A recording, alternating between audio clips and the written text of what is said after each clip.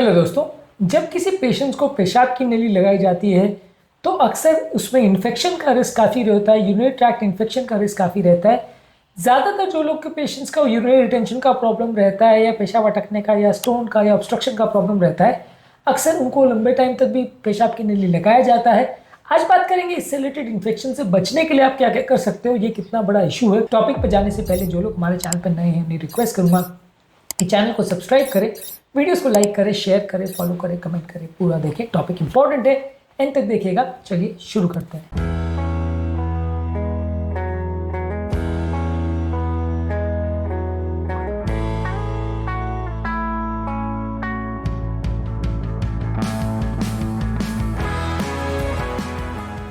सबसे इंपॉर्टेंट चीज़ है कि ये जो यूरिनरी ट्रैक्ट में जो पेशाब की नली डाली जाती है, ये पेशाब के ब्लैडर तक अंदर जाती है। अगर मान लीजिए ये नली के थ्रू कोई कीटाणु चले जाती है, ये नली प्रॉपर तरह से क्लीन और हाइजीनिक ना हो, तो इसके थ्रू से कीटाणु अंदर पहुंच सकते हैं, जिससे यूरिनरी ट्रैक्ट इन्फेक्शन हो सकता है। यदि आप उसको प्रॉपर हाइजीनिक तरीके से हैंडल नहीं करेंगे तो उसमें इन्फेक्शन होने का चांस है। ज़्यादातर ये कैथेटर्स जो है हॉस्पिटल में प्रॉपर, जिनको टेक्निक पता है, प्रॉपर वे में मैनेज करना जानते हैं, उनको ही यूज़ करना चाहिए, नहीं तो नहीं करना चाहिए, क्योंकि ये सारी चीज़ों में प्रॉपर हाइजीन और क्लीननेस का बहुत ज़्यादा ज़रूरी है।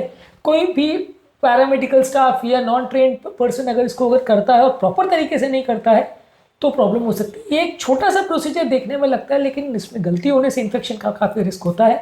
इसलिए इसको यूज़ करने से पहले, या पेशाब की नली जो डाल रहे हैं, चाहे डॉक्टर हो या पेशेंट के रिलेटिव भी डाल रहे हो या कोई पैरामेडिकल स्टाफ हो, हाथों को प्रॉपरली क्लीन करना, सोप और सोल्यूशन से बार बार क्लीन करना, एंटीसेप्टिक सोल्यूशन से क्लीन करना, अल्कोहल बेस्ड सैनिटाइजर को यूज़ करना क्लीन करने के लिए, ये सारी चीज़ ज़रूरी है। यदि आप क्लीन कर रहे हो तो प्रॉपर स्टेराइल टेक्निक से आप नहीं करोगे तो प्रॉब्लम होगा। ज़्यादातर ये कैथेटराइजेशन का प्रोसेस किसी हॉस्पिटल में, किसी आईसीयू में, किसी इमरजेंसी थिएटर में, कहीं ना कहीं ऐसी जगह पे किया जाना चाहिए। घर पर करने में इन्फेक्शन होने का चांस कहीं ज़्यादा रहता है। तो इस तरह का अगर कोई भी प्रोसीजर हो रहा हो तो प्रॉपर स्टेराइल एनवायरनमेंट में, प्रॉपर क्लीन टेक्निक में, प्रॉपर स्टेराइल ग्लव्स पहन के किया जाए तो ही इसमें अप्रोप्रिएट रहेगा। अगर घर पे भी कोई अगर कैथेटराइज किसी को कर रहा है, कई लोग को इंटरमिटेंट कैथेटराइजेशन करने बोला जाता है कि कैथेटर डाल के बीच में पेशाब को निकलवा दो, रिलीज करवा दो, तो उसमें भी यदि प्रॉपर हाइजीन का ध्यान नहीं रखा गया तो 2-4 बार के बाद आपको इन्फेक्शन का रिस्क काफ़ी हो जाएगा, प्रॉब्लम ज़्यादा होगी। तो हाइजीन का बहुत ध्यान रखना जरूरी है, प्रॉपर एंटीसेप्टिक टेक्निक सीखना ज़रूरी है। ये आपको आपके डॉक्टर जो भी प्रिस्क्राइब कर रहे हैं वो सिखाएंगे, या किसी पैरामेडिकल स्टाफ से आप खुद सीख सकते हो। अगर पैरामेडिकल स्टाफ को बुला के ही घर पे करवा रहे हो तो भी चलेगा, हॉस्पिटल में हो रहा है तो ऑब्वियसली लोग ध्यान रखेंगे। लेकिन ये सारी चीज़ें बहुत ज़्यादा इंपॉर्टेंट है, नहीं तो ये नलियों द्वारा इन्फेक्शन काफ़ी होता है। करने से पहले जो एरिया में कैथेटर लगाना है, ये यूरेथ्रा का जो एरिया है, पेशाब की नली जहाँ ओपन होती है, वो एरिया को प्रॉपर एंटीसेप्टिक सोप सोल्यूशन और वाइप से क्लीन करिए। ज़्यादातर फीमेल पेशेंट्स में जब आप क्लीनिंग कर रहे हो तो फ्रंट टू बैक करना चाहिए। कई बार अगर आप एनल एरिया से कोई वाइप को आगे की तरफ ले आते हैं तो एनल एरिया में सबसे ज़्यादा जर्म्स होते हैं, वो आगे की तरफ आ सकते हैं। तो आगे से पीछे की तरफ क्लीन करना है, पीछे से आगे नहीं। और मेल पेशेंट में भी जो पेनाइल का ऊपर रीजन होता है, पेनिस का ग्लैंड एरिया, उसको प्रॉपर्ली रिट्रैक्ट करके, उसको थरोली क्लीन करके तब उसको कैथेटर डालना चाहिए। नहीं तो अगर थोड़ी भी उस एरिया में इन्फेक्शन या कीटाणु हुए तो वो नली के थ्रू अंदर चले जाएंगे और पेशेंट को बहुत तकलीफ देंगे, इन्फेक्शन होगा। तो वो एरिया को प्रॉपरली क्लीन करना, एंटीसेप्टिक सोल्यूशन जैसे कि बीटाडिन है या स्पिरिट वगैरह यूज़ कर सकते हैं, पर उससे जलन काफ़ी होगी। बीटाडिन आइडियल होता है जिससे क्लीनिंग के लिए यूज़ करते हैं, वो सोल्यूशन से क्लीनिंग करें तो ज़्यादा अच्छा है।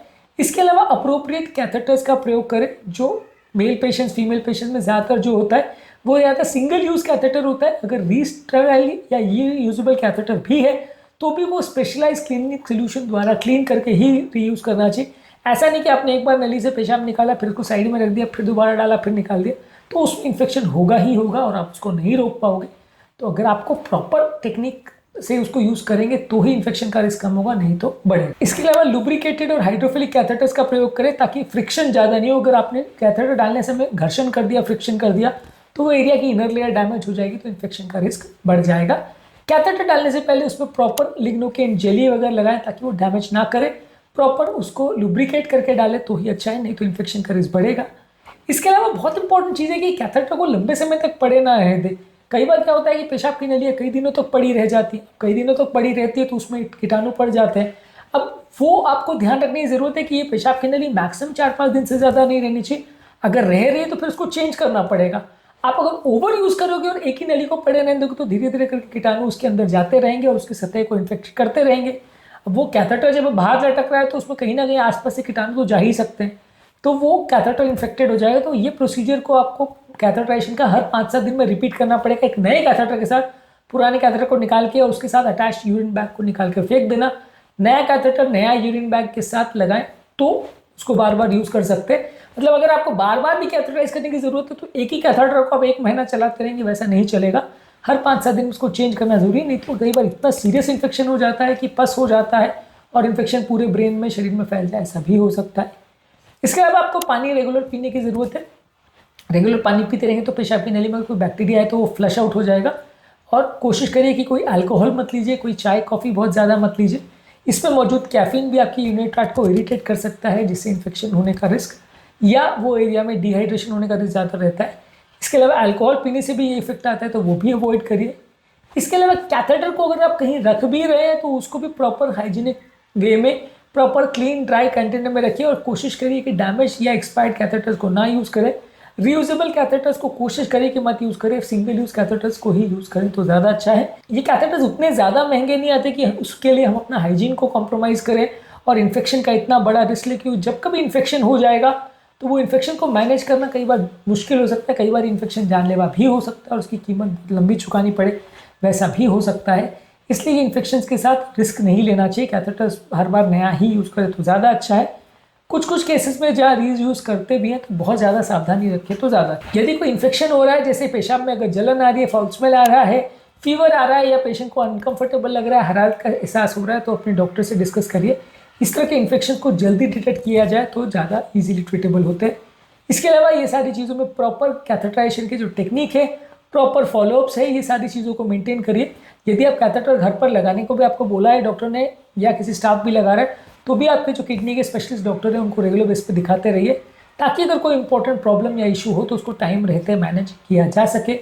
इसके अलावा कीटाणुनाशक दवाइयाँ भी कई बार पहले से ली जा सकती है।